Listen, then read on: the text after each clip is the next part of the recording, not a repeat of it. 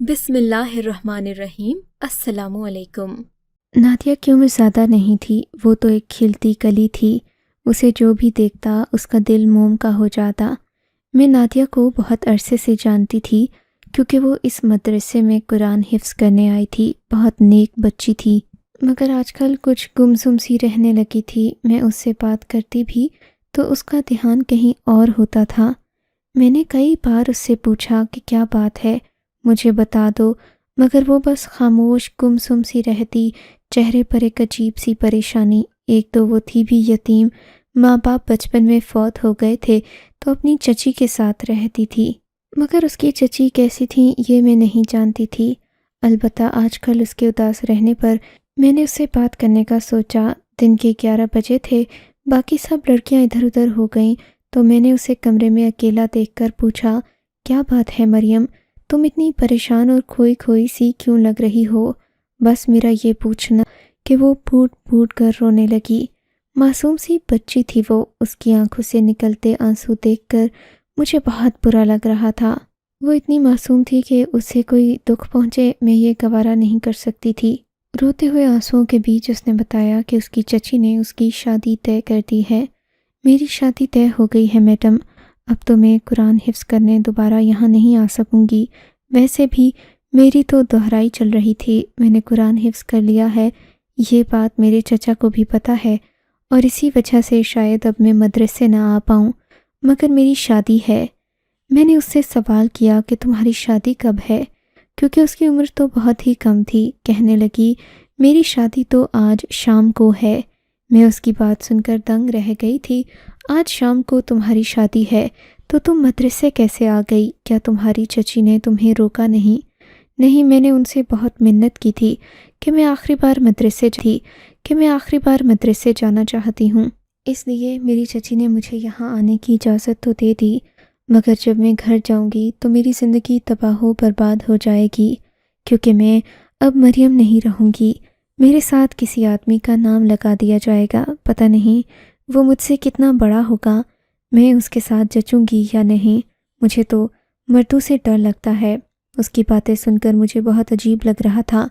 وہ تو اتنی معصوم تھی، اس کی چچی بنا بتائے اس کی شادی کسی سے بھی کیسے طے کر سکتی تھی؟ مگر میں کیا جانتی تھی کہ جس سے مریم کی شادی ہونے جا رہی ہے وہ تو انسان ہی نہیں ہوگا، بلکہ کچھ اور ہوگا۔ میری پریشانی حدوں کو چھو رہی تھی۔ میں نے اپنے شوہر سے اجازت لی اور مریم سے کہا کہ میں تمہارے ساتھ تمہارے گھر چلنا چاہتی ہوں۔ تمہاری چچی سے مل کر انہیں سمجھانے کی کوشش کروں گی کہ اتنا انتہائی قدم نہ اٹھائیں، لیکن تمہیں اگر وہ خوش ہوئی، کہنے لگی کہ مجھے آپ ہی کا سہارا ہے، آپ پڑھی لکھی ہیں، ان کو یہ بات سمجھا سکتی ہیں، مگر میری چچی کو کوئی بھی بات سمجھ نہیں آتی، ان کو تو یہی لگتا ہے کہ میرے ساتھ جو ہو رہا ہے وہ بالکل صحیح ہے۔ آپ چلیں گی تو شاید ان کی عقل پر سے پردہ ہٹ جائے۔ مریم رو رہی تھی، میں اس کے ساتھ چلی گئی۔ میں تو سوچتی تھی کہ وہ کسی پسماندہ سے گھر میں رہتی ہوگی، تبھی تو اس کی چچی کی سوچ ایسی ہے، کیونکہ عموماً بڑی عمر کے مردوں سے اپنی بیٹیوں کی شادیاں کرنے والے لوگ یا تو غریب ہوتے ہیں یا پھر قرض تلے دبے ہوتے ہیں۔ لیکن جب میں مریم کے گھر گئی، وہ مجھے اپنے گھر کے اندر لے گئی تو میری حیرت کی انتہا نہ رہی۔ مریم، کیا یہ تمہارا گھر ہے؟ جی استانی جی، یہ گھر میرا ہی ہے۔ وہ گھر تو بہت بڑا تھا، 1 کنال پر پھیلا یہ بنگلہ کسی صورت بھی کسی غریب شخص کی ملکیت نہیں ہو سکتا تھا۔ میں حیران ہو کر دیکھنے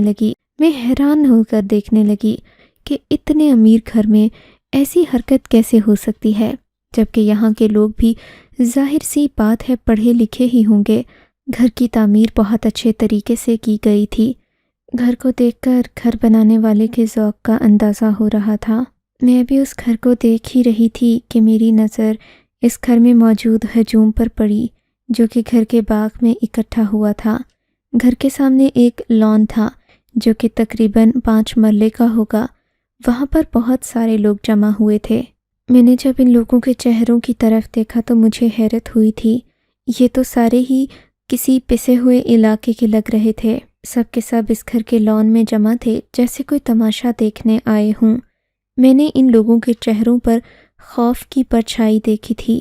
یہ بھی تماشا دیکھنے تو آئے تھے، مگر نہایت خوفزدہ تھے، جیسے انہیں زبردستی یہاں لایا گیا ہو۔ نے پوچھا کہ تم یہاں کیوں آئے ہو؟ ان کے چہروں پر وحشت برس رہی تھی۔ ہم یہاں تو شادی دیکھنے آئے ہیں جی۔ آج مریم بی بی کی شادی ہے۔ بیگم صاحبہ نے ہمیں شادی کا کھانا کھانے کے لیے بلایا ہے۔ یہ دیکھ کر مجھے حیرت نہیں ہوئی تھی، کیونکہ یہ ایک امیر عورت تھی جو کہ مریم کی چچی تھی۔ مریم بڑی خوفزدہ ہو رہی تھی۔ تبھی میں اس کے ساتھ اندر گئی۔ میں اس کی چچی سے روبرو ہو کر بات کرنا چاہتی تھی۔ آپ اتنی چھوٹی بچی کی شادی کس سے کریں گی؟ میرے سوال کے جواب میں اس نے مجھے سر سے پاؤں تک دیکھا اور غرور سے تنتناتے ہوئے بولی، میں اس کی شادی انسان سے کروں، جانور سے کروں، جوان سے کروں یا بوڑھے سے کروں، اس بات سے تمہیں کیا تکلیف ہے؟ تم ہوتی کون ہو مجھے یہ بتانے والی کہ میں نے اپنی بچی کے ساتھ کیا کرنا ہے؟ یہاں سے چلی جاؤ تو بہتر ہوگا، ورنہ جو شادی آج تم دیکھو گی تم نے زندگی بھر نہیں دیکھی ہوگی۔ اگر تمہیں لگتا ہے کہ تم یہ شادی روک لوگی تو یہ تمہاری خام خیالی ہے۔ رکنا ہے یہاں تو رک جاؤ۔ تم مریم کی استانی ہو، میں استادوں کی عزت کرتی ہوں، لیکن یہاں پر کوئی تماشا کرنے کی ضرورت نہیں۔ چلو مریم، جلدی سے کپڑے پہن کر آؤ جو میں نے تمہیں کل دیے تھے۔ اس عورت نے مریم کو کپڑے پہننے کا کہا۔ مجھے لگا وہ عروسی جوڑا ہوگا، مگر جب مریم کپڑے پہن کر آئی تو وہ کالے رنگ کے کپڑے تھے، جنہیں دیکھ کر میں حیران رہ گئی۔ مریم بیچاری کی تو سانس اوپر کی اوپر اور نیچے کی نیچے اٹکی ہوئی تھی۔ تمہیں پتہ ہے مریم کہ میں تمہاری شادی کس سے کر رہی ہوں؟ تمہارا دولہا کون بنے گا؟ اس کی چچی نے اس کی آنکھوں میں دیکھتے ہوئے کہا تو مریم نے معصومیت سے نفی میں سر ہلا دیا۔ نہیں چچی، مجھے تو نہیں پتا میرا دولہا کون ہے۔ اس کی آنکھوں سے ٹپ ٹپ آنسو گرنے لگے تھے، شاید کہ وہ کسی بوڑھے کے خیال سے ہی ڈر رہی تھی۔ مگر پھر اس کی چچی نے مجھ سے جو بات کہی تو میں حیران۔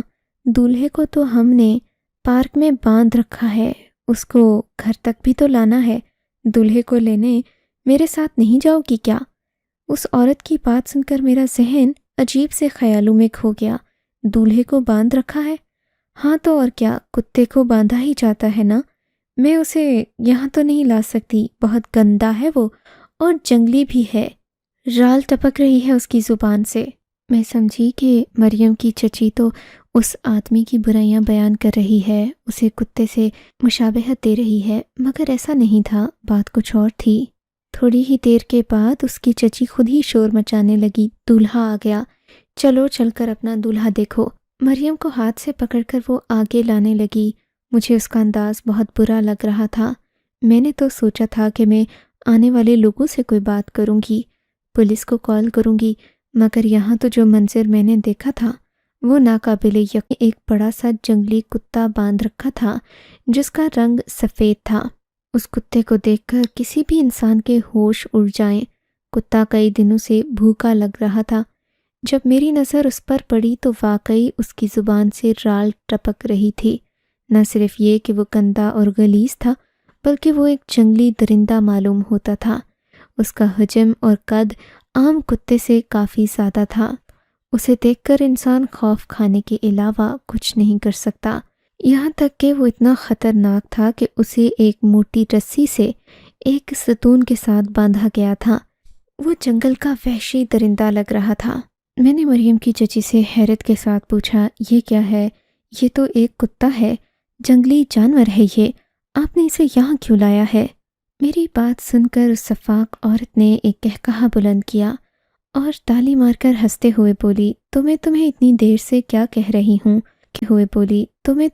دیر سے کیا کہہ رہی ہوں کہ میں اس لڑکی کی شادی ایک جانور سے کروں گی، کتے سے کروں گی، اور اس کی رال ٹپک رہی ہے۔ کیا تمہیں اتنی دیر سے میری بات سمجھ نہیں آ رہی تھی؟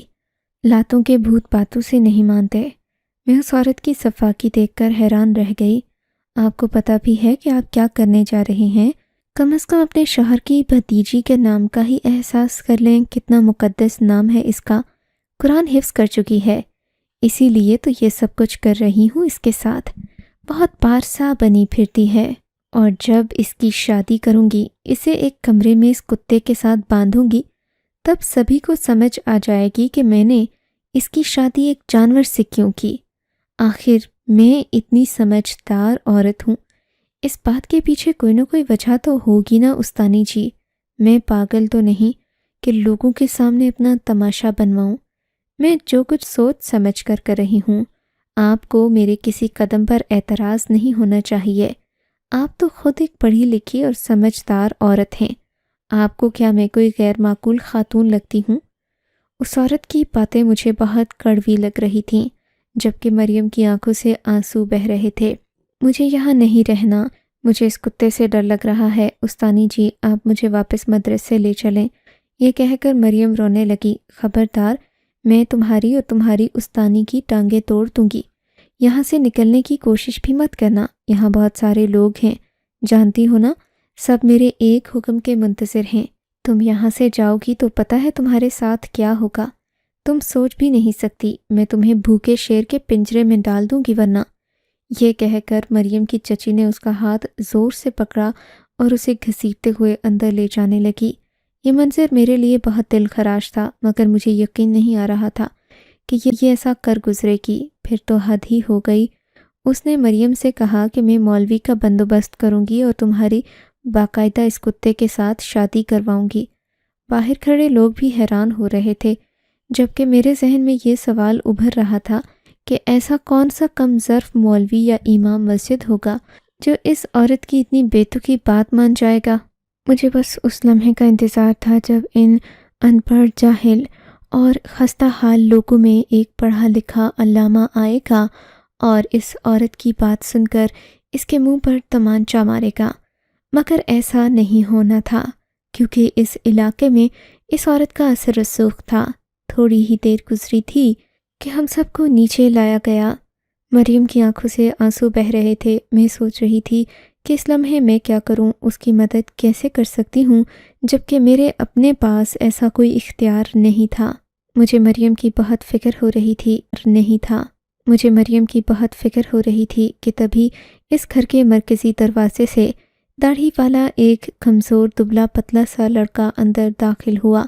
اس کے چہرے پر سنت رسول تھی۔ مجھے پورا یقین تھا کہ یہ ایسی گری ہوئی بات ہرگز نہیں کرے گا۔ وہ لڑکا شکل سے بھی بہت شریف لگ رہا تھا۔ جب میں نے اس کے ہاتھ میں نکاح کا رجسٹر دیکھا تو میری جان نکل گئی۔ میں بھاگتی ہوئی اس کے پاس گئی اور اس سے کہا کہ تم جانتے ہو کہ تم کس کا نکاح پڑھانے جا رہے ہو؟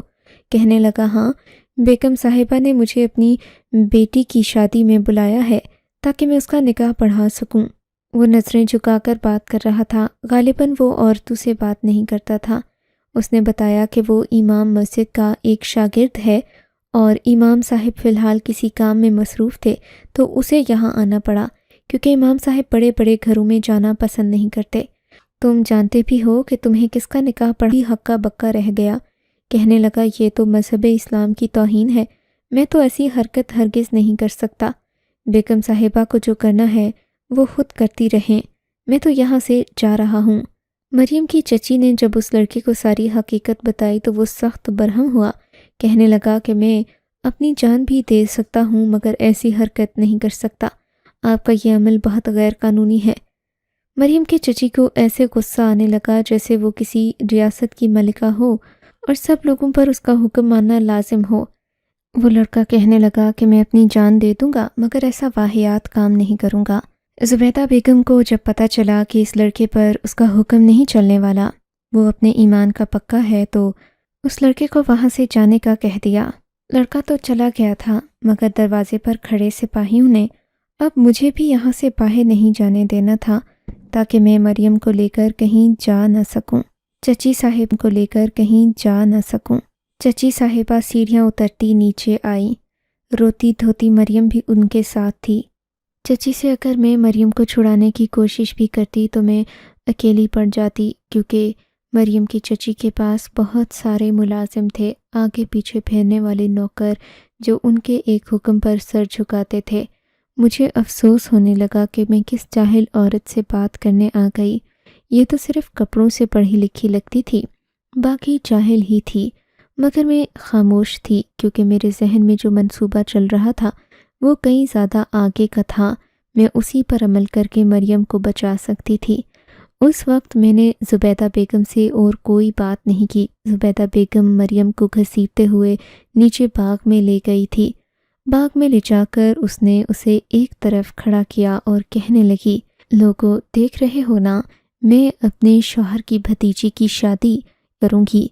یہ کتا جو کہ کئی دنوں کا بھوکا ہے، لیکن اس لڑکی کی یہی سزا بنتی ہے کہ میں اس کی شادی کتے سے کروں۔ تم سب کا یہاں آنے کے لیے بہت شکریہ، کھانا لگا دیا جائے گا، وہ کھا کر جا سکتے ہو۔ میں نے پھر اس کتے پر نظر دوڑائی تو میری جان نکل گئی۔ وہ ایک جنگلی وحشی جانور تھا، لیکن یہ عورت تو پاگل ہو گئی تھی۔ وہ لوگ تو کھانے کے لالچ میں وہاں سے چلے گئے۔ 3-4 ہٹی کٹی عورتیں دالان میں کھڑی تھیں، شاید کہ زبیدہ بیگم کے حکم کا انتظار کر رہی تھیں۔ زبیدہ بیگم نے کہا کہ اسے پکڑ کر کمرے میں بند کر دو اور کتے کو بھی کمرے کے اندر چھوڑ دو۔ یہ سننا تھا کہ میری تو روح کام کر رہ گئی تھی۔ یہ تم کیسی باتیں کر رہی ہو؟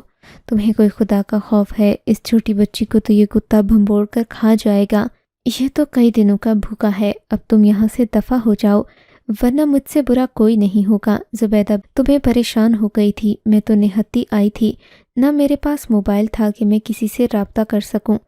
میرے پاس صرف ایک ہی راستہ تھا کہ میں اس عورت کی بات سن کر جلد از جلد یہاں سے نکلوں تاکہ مریم کی مدد کے لیے کسی سے رابطہ کر سکوں۔ میں نے مریم کو اکیلے تنہا روتے ہوئے چھوڑ دیا اور وہاں سے نکل آئی تھی کیونکہ میرے پاس کوئی دوسرا راستہ نہیں تھا، مگر میرا دل خون کے آنسو رو رہا تھا۔ بار بار مجھے مریم کا خیال آتا تو میرا دل کانپ کر رہ جاتا تھا۔ میں سوچ بھی نہیں سکتی تھی کہ کوئی عورت اتنی بھی وحشی ہو سکتی ہے۔ گھر آتے ہی میں نے سب سے پہلے اپنے ابا جان کو یہ بات بتائی اور آس پاس جتنے بھی رابطے میں تھے ان سب کو یہ بات بتا دی تھی، مگر آپ تو جانتے ہیں کہ اس ملک میں انصاف حاصل کرنا کتنا مشکل ہے۔ مظلوم کو کہاں انصاف ملتا ہے۔ رات کے 12 بجے ایک SHO صاحب نے رابطہ کیا اور کہا کہ آپ نے جو بھی بات بتائی ہے اس پر ہم ایکشن لیتے ہوئے جانے کو اور ان کی حقیقت بے نقاب کرنے کو تیار ہیں۔ ہم انہیں گرفتار کریں گے، وہ جتنی بھی طاقتور اور اثر رسوخ والی کیوں نہ ہوں۔ انہیں یہ زیب نہیں دیتا کہ ایک چھوٹی بچی کے ساتھ یہ ظلم کریں۔ خدا جانے ان کے کیا اختلافات ہیں اس کے ساتھ، لیکن یہ غیر انسانی سلوک کرنے کا حق کسی کے پاس نہیں ہے۔ یہ بات سن کر مجھے تسلی ہوئی۔ SHO صاحب نے میرے ابا جان سے بھی رابطہ کیا تھا۔ میں نے ابا سے کہا کہ میں بھی آپ کے ساتھ جانا چاہتی ہوں، اگرچہ رات کا اندھیرا پھیل چکا تھا، بلکہ رات کے 12 بج رہے تھے، مگر میں مریم کو اکیلا نہیں چھوڑ سکتی تھی۔ میں ابا جان اور SHO خضر کے ساتھ اپنے گھر سے نکلی، لیکن مجھے ان لوگوں کے گھر پہنچتے ہوئے تقریباً 2-2.5 گھنٹے لگ گئے تھے، کیونکہ یہ گھر شہر میں نہیں واقع تھا بلکہ مدرسے سے بھی کافی دور تھا۔ بہرحال گھر کے باہر تو سناٹا اور خاموشی چھائی ہوئی تھی۔ پولیس کی گاڑی دیکھ کر چوکیدار بھی چونک گئے تھے۔ ہم فوراً گھر کے اندر داخل ہو گئے۔ میں جلدی سے اس کمرے کی جانب بھاگی جہاں مریم کو بند کیا گیا تھا اور میں نے اس کی چیخیں سنی تھیں۔ مجھے اس کے رونے کی آواز کانوں میں پڑ رہی تھی۔ ہم لوگ فوراً اس کمرے کی طرف گئے۔ میں نے SHO صاحب کو ساری حقیقت بتا دی تھی، مگر جیسے ہی ہم لوگوں نے جا کر کمرے کا دروازہ کھولا تو سامنے کا منظر حیران کر دینے والا تھا، بلکہ میری تو آنکھوں میں آنسو آ گئے تھے۔ کمرے میں تو کوئی بھی نہیں تھا، کمرہ خالی تھا، بلکہ کمرے میں ہلکی ہلکی مٹی بکھری ہوئی تھی۔ وہاں کوئی بھی موجود نہیں تھا، جبکہ اس گھر میں عجیب سا سناٹا تھا۔ تبھی میری نظر اس کتے پر پڑی جو کہ نیچے لان میں گھوم رہا تھا، ایسے جیسے کہ یہ گھر اسی کا ہو اور اس پر کوئی قید نہ ہو۔ میں حیران ہو گئی کہ وہ تو پہلے رسی سے باندھا گیا تھا، رسی کو توڑ کر یہ کتا باہر کیسے گیا؟ شاید چوکیدار بھی اسی کتے کی وجہ سے سہمے ہوئے۔ ہم زبیدہ بیگم کے کمرے میں گئے تو ہم سب کی ہی جان نکل گئی اور قدرت کے فیصلوں پر یقین آ گیا۔ قدرت کسی کے ساتھ بھی نا انصافی نہیں کرتی۔ زبیدہ بیگم نے اپنی بھتیجی کو اذیت دینے کے لیے جو کام کیا تھا اس کا بدلہ اللہ نے اسے اس دنیا میں ہی دے دیا تھا۔ اس کتے کو خدا جانے کیا سوجی کہ رسی توڑ کر وہ وہاں سے بھاگ نکلا اور زبیدہ بیگم کے کمرے میں آ گیا۔ زبیدہ بیگم کے کمرے کا دروازہ کھلا ہی تھا۔ اس نے زبیدہ بیگم کو بہت زخمی کر دیا تھا، جو زمین پر پڑی آخری سانس لے رہی تھی۔ مجھے تو اپنی آنکھوں پر یقین نہیں آیا کہ یہ سب کچھ کیسے ہوا۔ مریم بھی خوف سے بے ہوش ہوئی تھی۔ اس کے منہ پر چھینٹے پانی کے مار کر اسے ہوش میں لایا گیا۔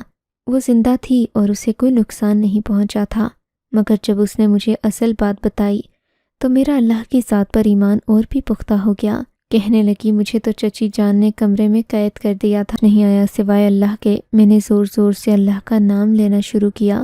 پتہ نہیں اس کے بعد وہ کتا اتنا وحشت زدہ ہوا کہ اپنی رسی ہلانے لگا۔ میں خوفزدہ ہو گئی تھی، مجھے ہوش نہیں رہا کہ اس کے بعد کیا ہوا۔ میں اس بچی کا ایمان دیکھ کر حیران رہ گئی تھی۔ یقیناً یہ اس کے ایمان کی طاقت تھی جس نے اسے اس وحشی درندے سے محفوظ رکھا تھا، اور جو حال اس کی چچی کا ہوا وہ تو میں بیان نہیں کر سکتی، بس چند لفظ ہی کافی ہیں۔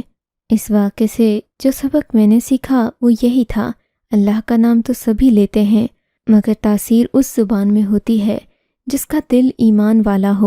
آپ کو اگر یہ کہانی اچھی لگی ہے تو اس ویڈیو کو لائک کیجیے، اور اس طرح کی مزید کہانیاں سننے کے لیے ہمارے چینل کو ضرور سبسکرائب کیجیے۔